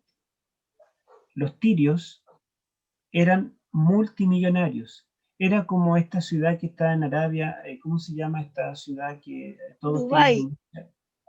Dubái. Dubái, era como un Dubái. En Tiro, el más pobre, tenía millones de dólares guardados en los bancos de Suiza. En Tiro todos eran ricos, porque Tiro comerciaba con todo el mundo. ¿Quiénes fueron los primeros que se piensa que incluso hasta ellos llegaron a América? Milenio antes de Colón. Los tirios eran los reyes del mar. Y yo le dije que ellos inventaron los barcos a remo. Bueno, ellos viajaban a todo el mundo y vendían productos. Ellos iban a África, pero por el océano Pacífico, el Atlántico. Entonces ellos descendían más o menos como a la mitad del África, donde había mucho oro. No sabían el idioma de los nativos, pero ellos le llevaban jarrones de greda, platos, cuchillos, cucharas, cositas baratas que las hacían ellos, los artesanos. Bajaban del barco, le dejaban allí los artefactos y los nativos venían, se llevaban todas las cosas y volvían y traían piedras de oro y amontonaban las piedras de oro y los tirios se las llevaban y se despedían. No había diálogo, era una tradición. Nadie más podía llegar a ese lugar en barco o por tierra, solamente los tirios, que eran los reyes del mar. Entonces ellos llevaban todo el oro y les dejaban artefactos de Grea. Y los nativos se iban felices y los tirios también. Entonces los tirios tomaban el oro, lo manufacturaban, creaban distintas cosas, dioses, joyas y otras, iban a Egipto, iban a Grecia, iban a Babilonia, iban a los países con más recursos y le vendían cada joya en forma carísima y se traían un montón de dinero. En ese tiempo toda la ropa era del color de la lana original. La oveja era negra, Catherine, que apague el audio. Si la oveja era negra, la tela era negra. Si la oveja era blanca, la tela era blanca. Pero los tirios dijeron, inventemos tintura para teñir la ropa y vender ropa de colores. Y los tirios inventaron la tintura. Entonces comenzaron a vender primeramente ropa de color rojo, vestidos rojos elegantes, púrpura y escarlata. Pero lo vendían a un precio tan alto porque era un monopolio que solamente los reyes podían comprar. Ellos iban con sus barcos a Grecia, por ejemplo, y todas las damas de Grecia decían, viene el mall, viene el mall. Era un mall portátil, un barco con vestidos, con joyas, con celulares y con todo lo más moderno de la época. Los tirios inventaban todo y vendían todo. Y las damas allí subían al barco, vitrineaban y compraban y ahorraban todo el año para cuando llegara el barco de Tiria, de los tirios. Y bueno, y ellos le sacaban el dinero a los griegos, a los egipcios, a los babilonios, a los asirios, a los africanos, etc. Y se transformó en el reino más pequeño, pero más rico del mundo. Y el rey de Tiro se infló el pecho y dijo, ¿qué imperio me he construido? Soy el más inteligente. Tengo toda la plata del mundo. Tengo todo lo que quiero. Ni siquiera el imperio babilónico, el imperio asirio, el imperio egipcio se comparan conmigo, con tal que somos el país más chiquitito. Pero como era un país chiquitito, se compró todo el norte de África, que le llamó Cartago. No tenía mucha tierra, se compró allí el mejor lugar para sembrar. Entonces ahora tenía mucho alimento. En el tiempo del Imperio Romano, Tiro compitió con Roma. Tiro se habría podido convertir en el cuarto imperio universal.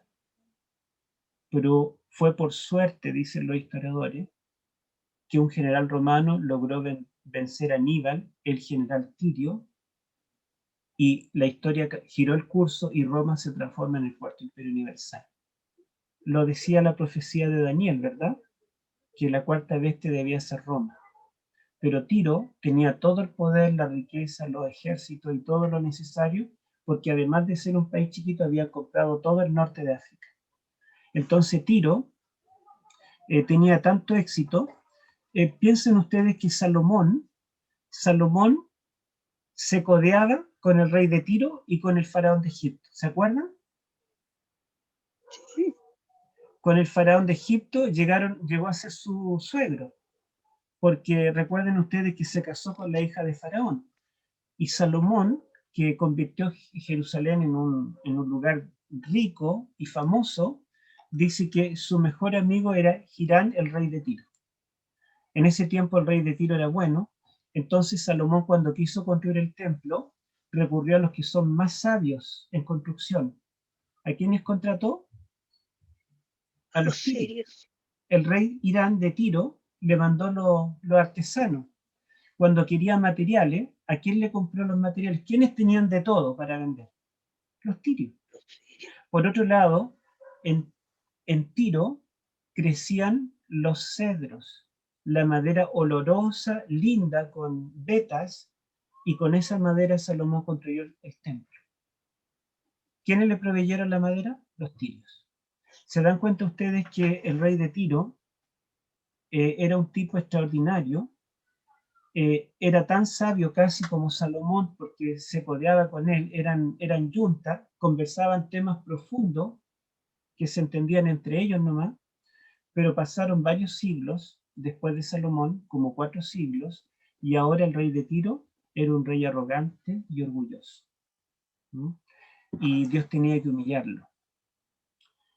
Y entonces, en este capítulo 28, también tenemos estrofa. Fíjense que el capítulo 28, versículo 1, comienza diciendo, vino a mí palabra de Jehová diciendo. ¿Sí? Pero en el versículo 11, dice, vino a mí palabra de Jehová diciendo. Todo está hablando del rey de Tiro. Sin embargo, aquí comienza, dentro de este capítulo, una sección particular donde Dios tiene una palabra específica ahora para el rey de Tiro. Y fíjense ustedes la diferencia. Leamos el versículo 12. ¿Qué dice el versículo 12? A ver si alguien lo lee. Y quizá debiéramos leer del 12 en adelante, ¿verdad? Del 12 al 19. Es un poco largo, pero lo vamos a leer. ¿12 al ¿Leo? 19? ¿Sí? 12 al 19. A ver, una ¿Quién hermana lee? dijo, Leo, lea. Ya. Dice, hijo de hombre, levanta endechas sobre el rey de Tiro y dile, así dice Jehová el Señor, tú eras el sello a la proporción, lleno de sabiduría y perfecto en hermosura. En Edén, en el huerto de Dios estuviste, toda piedra preciosa fue tu vestidura, el sardio, el topacio, el diamante, el berilo, el ónice, el jaspe, el zafiro, la esmeralda, el carbuncio y el oro. Los primores de tus tamboriles y flautas fueron preparados en ti el día que fuiste creado. Tú, querubín ungido, protector, yo te puse así. En el santo monte de Dios estuviste en medio de piedras de fuego has andado. Perfecto eras en todos tus caminos, desde el día que fuiste creado hasta que se halló en ti maldad. A causa de la multitud de tus contradicciones, fuiste lleno de iniquidad y pecaste, por lo cual yo te echaré por profano del monte de Dios y te destruiré, oh querubín protector de entre las piedras del fuego. Se enalteció tu corazón a causa de tu hermosura, corrompiste tu sabiduría a causa de tu esplendor. Yo te arrojaré por tierra, delante de los reyes te pondré para que miren en ti. Con la multitud de tus maldades y con la iniquidad de tus contrataciones, profanaste tu santuario. Yo pues sacaré fuego de mí de en medio de ti, el cual te consumirá, y te pondré en ceniza sobre la tierra a los ojos de todos los que te miran. Todos los que te conocieron de entre los pueblos se maravillarán sobre ti. Espanto serás y para siempre dejarás de ser. Amén. Amén. Este querubín tiene un fin. Para siempre dejará de ser. Miren qué interesante, ¿verdad? Cuando nosotros leemos el capítulo 28, los primeros 9 versículos, los primeros 10 versículos, todo nos indica que está hablando del rey literal de Tiro, el rey que gobernaba esa pequeña nación de Tiro. Pero cuando leemos del versículo 12 en adelante, del 11 en adelante, que tiene un nuevo encabezado, vino a mí palabra de Jehová, ahora pareciera que está hablando de un ser que trasciende al rey de Tiro literal, ¿verdad? Un personaje que está por sobre ese rey de Tiro y que en realidad es el verdadero originador del mal. El rey de Tiro, que se enorgulleció porque lo tenía todo, se creía Dios, está descrito en los primeros 9 versículos. En los primeros 10 versículos, que es el rey de Tiro literal. Pero detrás de ese rey está este otro personaje, que está descrito del 11 al 19. Es el verdadero autor de la maldad, ¿sí? Y para que ustedes se den cuenta, el personaje descrito en los versículos 1 al 10 nunca es llamado rey, sino que le llama príncipe de Tiro. Fíjense ustedes el versículo 2, capítulo 28, versículo 2. A ver quién lo puede leer. Yo lo leo, hermano. Ya. Dice, hijo de hombre, di al príncipe de Tiro, así ha dicho Jehová el Señor, por cuanto se enalteció tu corazón y dijiste, yo soy un Dios, en el trono de Dios estoy sentado en medio de los mares, siendo tu hombre y no Dios, y has puesto tu corazón como corazón de Dios. Ya. Fíjense ustedes que dice, hijo de hombre, di al príncipe de Tiro. O sea, aunque está hablando del rey de Tiro, le llama príncipe. ¿Mm? En cambio, ahora en el versículo 12, dice, hijo de hombre, levanta endecha sobre el rey de Tiro. O sea, el rey de Tiro, literal, terrenal, le llama príncipe. Pero este otro rey que está por detrás del rey terrenal, el verdadero originador del mal y del orgullo, le llama rey. Cuando nosotros tenemos en el primer libro de Samuel la historia de Saúl, cuando el pueblo pide rey, ¿se acuerdan? El pueblo decía, queremos rey. Y Samuel dice, pero Jehová es vuestro rey. Y ellos dicen, no, es que queremos rey. Y Samuel le dice, pero si ustedes piden rey, significa que están desechando el reinado de Dios. Entonces, Samuel se opone, el pueblo presiona, Samuel se opone, el pueblo presiona, y Dios dice, basta, Samuel, dale rey. ¿Mm? Dale rey. Pero el original hebreo no dice dale rey, dile dale príncipe. Ellos quieren príncipe, está bien, pon un príncipe. Entonces, cuando Dios se refiere al rey de Israel, allí en Samuel no le llama rey, Dios le llama príncipe, el pueblo le llama rey, Samuel le llama rey, pero ¿cómo le llama Dios? Príncipe. Porque sigue siendo Jehová el rey de su pueblo. ¿Se dan cuenta? Y David reconoce eso que Saúl no reconoce, porque David dice que él es solo el hijo. El Salmo 2 dice que cuando las naciones quieren luchar contra él, Jehová es el rey, él se reirá del cielo, porque en realidad quieren luchar contra mí, dice David, que yo solo soy el príncipe. Cuando ellos se levantan contra mí, el que va a pelear contra ellos va a ser Dios, porque él es el rey de Israel.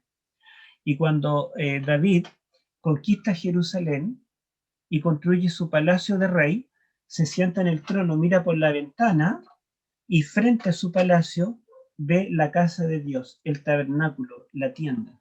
Y dice, ¿qué he hecho? ¿Qué he hecho? Construí un palacio para mí, para reinar como el rey. Pero el rey vive al frente, en una tienda. No es posible que yo, siendo el príncipe, tenga un palacio y que Dios, que es el verdadero rey, él tenga una tienda. Entonces dijo, llamó al profeta Natán, Natán vino y le dijo, ¿sabes qué? Yo reconozco que el rey de Israel es Dios. Yo soy el príncipe. ¿Cómo yo, que soy el príncipe, puedo tener un palacio mejor que él? Quiero construirle una casa mucho mejor que mi palacio. Y Natán le dice, amén, hagámoslo. ¿Se acuerdan toda la historia? Sí. Bueno, entonces, ¿quién es el rey de Israel? Jehová. Dios. El rey de Israel es solo un príncipe.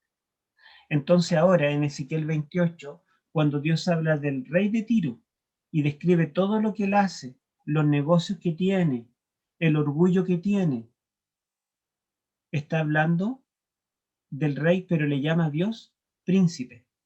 Sin embargo, a partir del versículo 12, Dios habla de otro personaje y a este le llama rey.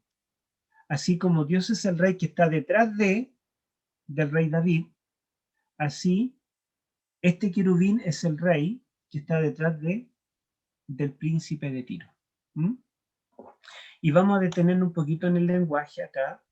Dice entonces, levanta endecha sobre el rey de Tiro y dile, así ha dicho Jehová el Señor, tú eres el sello de la perfección, lleno de sabiduría y acabado en hermosura. El verdadero Lucifer, el ángel que Dios creó, no era malo. Dios no creó el mal. Dios lo creó bueno. Era el sello de la perfección. No había nada imperfecto en él. No era feo, no tenía cacho y no tenía una cola terminada en un pompón, ni nada de eso que nosotros imaginamos en las películas, sino que era acabado en hermosura. No era tonto, era lleno de sabiduría. Fíjense que Dios, cuando creó a este ser en el cielo, lo creó con todas las virtudes, con todo lo mejor. Versículo 13. En Edén, en el huerto de Dios estuviste, de toda piedra preciosa era tu vestidura. ¿Podríamos decir esto del rey de Tiro literal? No, ¿verdad? No, Aquí está hablando del ángel caído, que existió mucho antes de que las naciones existieran, antes de la nación de Ciro, antes del diluvio. Este personaje estuvo en el Edén. Y dice que estaba vestido con toda piedra preciosa. ¿Quién era el único en Israel que estaba vestido con toda piedra preciosa en su pectoral, en su hombrera, y que tenía oro, ¿verdad?, en la corona, en la vestimenta? ¿Quién? el sumo sacerdote. El sumo sacerdote, que era la persona que estaba más cerca de Dios en Israel, el único que podía entrar al lugar santísimo. Bueno, Lucifer era alguien tan cercano a Dios como el sumo sacerdote en el pueblo de Israel. Sigamos leyendo. Versículo 14. Dice, bueno, antes de eso, está diciendo que él fue creado, ¿cierto? Dios lo creó así de hermoso, así de perfecto. Versículo 14, tú, querubín grande. La palabra querubín aparece muy pocas veces en el Antiguo Testamento y siempre se refiere a ángeles, y no ángeles cualquiera, sino los ángeles más cercanos a Dios. Recuerden ustedes que cuando Adán y Eva pecaron, dice que Dios puso 2 querubines en la entrada del Edén para proteger la entrada al árbol de la vida. ¿Se acuerdan? Después tenemos que cuando Dios manda construir un santuario, hace que esculpan 2 querubines sobre el arca que por sus alas cubren el propiciatorio. Siempre que aparece la palabra querubín en el Antiguo Testamento, son los ángeles más cercanos a Dios, los más grandes en poder, y siempre aparece el verbo cubrir. Cubrir o guardar. Porque los 2 querubines del Edén, ellos cubrían la entrada al Edén, impedían que Adán y Eva pudieran entrar. Los 2 querubines del arca cubrían el arca con sus alas, y a este se le llama, ¿cómo se le llama?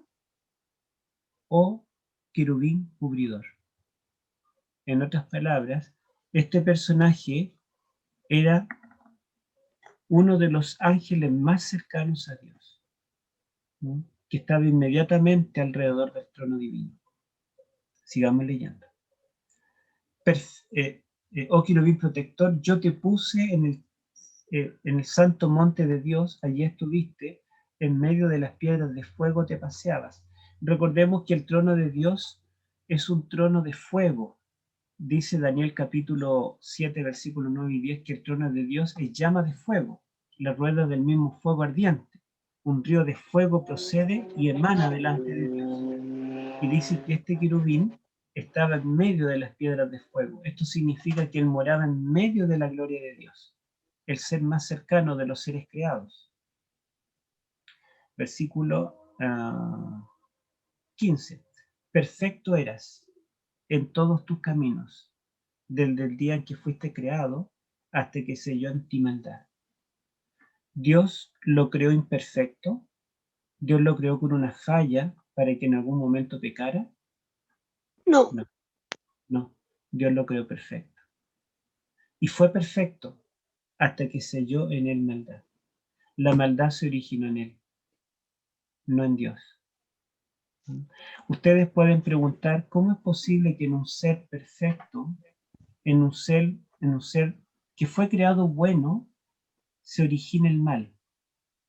Bueno, justamente es porque Dios creó a los seres angelicales y terrenales, humanos, nos creó con verdadera libertad, con libre albedrío. Podíamos elegir. Pero si no había otra alternativa, porque solamente existía el bien, claro, existía el bien, pero el soberano, el que ocupaba el trono, era Dios. Entonces los seres angelicales tenían libertad de adorar y reconocer el gobierno de Dios o bien rechazar el gobierno de Dios. Y esa fue la opción que tomó este ser. Este ser se vio tan espléndido que dijo, ¿cómo yo voy a humillarme ante él? Voy a adorarlo, voy a ser el segundo. No puede ser. Y comenzó a albergar orgullo. Comenzó a albergar, a competir, ¿verdad? Y bueno, los entretelones están allí en Historia de la Redención, donde Elena de White dice que él comenzó a tener envidia de Cristo. ¿Cómo Cristo podía ser parte de la Trinidad y él no? ¿Cómo Cristo podía participar de la creación y él no? Entonces comenzó a competir contra Cristo. La envidia, el celo, comenzó a nacer en su corazón, comenzó a rebelarse y finalmente nació la gran rebelión, el gran conflicto entre el bien y el mal. Vamos a seguir. 16. A causa de la multitud de tus contrataciones fuiste lleno de iniquidad y pecaste. Allí ocurrió el primer pecado del universo. Allí se origina.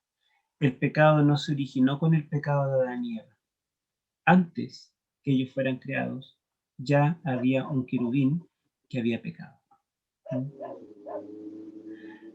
Todos estos sentimientos, estas emociones, estas reflexiones de este querubín lo llevaron a pecar. Cuando dice a causa de la multitud de tus contrataciones, la palabra hebrea contrataciones significa negocios. Entonces, como el rey de Tiro, yo les conté que en comercio era el top one, así como hoy China es el top one, ellos venden todo.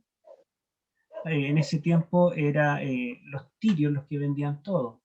Entonces, por eso lo traducen aquí contrataciones, que se refiere literalmente a contratos comerciales. Pero esta palabra hebrea es una palabra homónima que significa más de una cosa, ¿sí? Así como en castellano la palabra llave o como la palabra lima, ¿verdad? Lima es una fruta, pero también Lima es una herramienta. Y también Lima es la capital de Perú.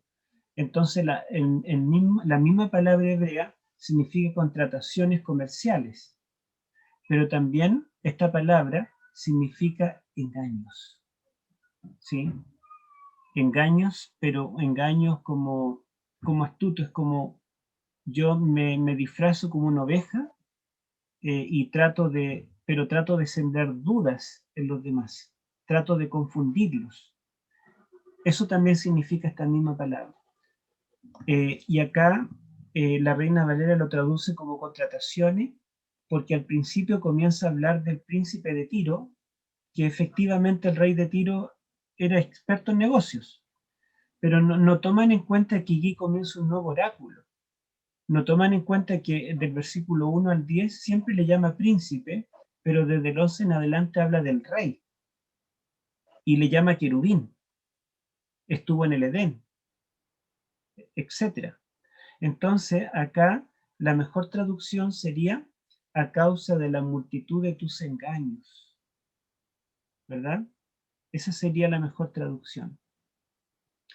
Fuiste lleno de iniquidad y pecaste, por lo cual yo te eché del monte de Dios. La frase monte de Dios se utiliza en el Antiguo Testamento para referirse al lugar de su morada, en este caso la morada celestial. Este ser, este querubín, moraba en el cielo con Dios, pero Dios lo echó de allí, ¿verdad? Te eché del monte de Dios y te arrojé de entre las piedras de fuego, oh querubín protector. El querubín fue expulsado de la gloria misma de Dios, de las piedras de fuego, Se enalteció tu corazón a causa de tu hermosura. Corrompiste tu sabiduría a causa de tu esplendor. Yo te arrojaré por tierra, delante de los reyes te pondré para que miren en ti. Y bueno, continúa y termina con la frase en el 19, y para siempre dejarás de ser. El cumplimiento de Génesis 3:15, cuando dice que el Mesías reventará la cabeza de la serpiente. Lo que quiere decir que la serpiente dejará de ser, ¿verdad? Y la serpiente es otra figura para representar a este personaje que es Satanás, ¿verdad? Satanás, la serpiente antigua, y eso lo tenemos ya en Apocalipsis 12, no lo vamos a leer, pero ustedes pueden ver cómo el Antiguo Testamento no hemos recurrido al Nuevo, ¿se dan cuenta? El Nuevo nos arroja mucha más luz, pero solamente con el Antiguo ya tenemos un cuadro completo del origen del mal. Ese es el origen del mal. Pero el Antiguo Testamento como el Nuevo, más que hablarnos del origen del mal y detenerse en el mal, el Antiguo Testamento nos está diciendo que el mal tuvo un comienzo y tendrá un fin. Y Dios restaurará todas las cosas. ¿Y sabe quién recuperará el reino, no solo de este mundo, sino del universo? Vamos a buscarlo en Daniel capítulo 7, versículos 13 y 14. Daniel capítulo 7, versículos 13 y 14. Estos son los últimos versículos que vamos a leer.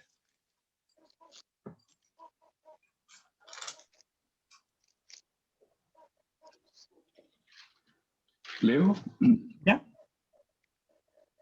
Miraba yo la visión de la noche, y aquí con las nubes del cielo venía uno como un hijo de hombre, que vino hasta el anciano de días, y le hicieron acercarse delante de él. Y le fue dado dominio, gloria y reino, para que todos los pueblos, naciones y lenguas le sirvieran. Su dominio es dominio eterno, que nunca pasará, y su reino uno que no será destruido. Amén. Amén. Fíjense ustedes que este juicio investigador, ahora el último, Génesis 3 comienza la historia humana con un juicio investigador, un juicio que promete salvarnos. Y la historia de esta tierra terminará también con un juicio investigador, que ya comenzó en 1844. Y nosotros tenemos el privilegio de predicar ese mensaje. Pero cuando termine este juicio investigador, un juicio que se lleva a cabo en el mismo trono de Dios. El anciano de día ocupa el trono. ¿Por qué? Porque su trono está siendo cuestionado desde que comenzó la rebelión.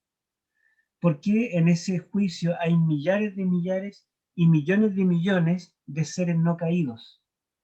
Porque ellos son parte de este conflicto. El conflicto nació entre ellos. El juicio es en el cielo, porque en el cielo comenzó la rebelión. Pero el juicio termina cuando el Hijo del Hombre, uno como Hijo de Hombre, ¿verdad?, que es el segundo Adán.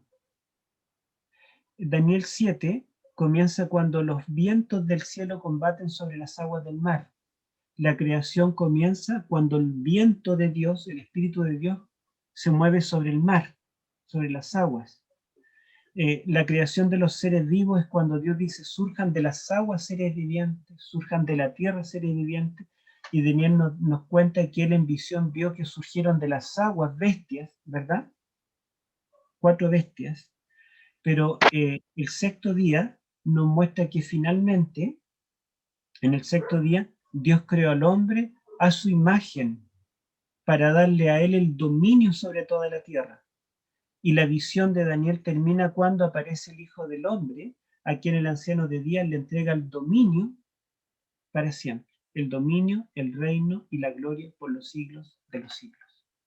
Así como el primer Adán perdió el Edén, porque la serpiente le arrebató el dominio de este mundo, el segundo Adán, el Hijo del Hombre, recuperará el reino, el poder y la gloria por los siglos de los siglos. No solamente el reino de esta tierra, no solamente el reino de Judá, sino recuperar el reino del universo entero, porque el reino de Dios ha sido cuestionado por el querubín. Entonces el Hijo del Hombre vindicará no solamente al género humano, sino al universo. Y este juicio, donde el Hijo del Hombre recibe el reino, terminará finalmente con el rescate del género humano, que un día fue expulsado del Edén. Terminemos con Daniel 7:18.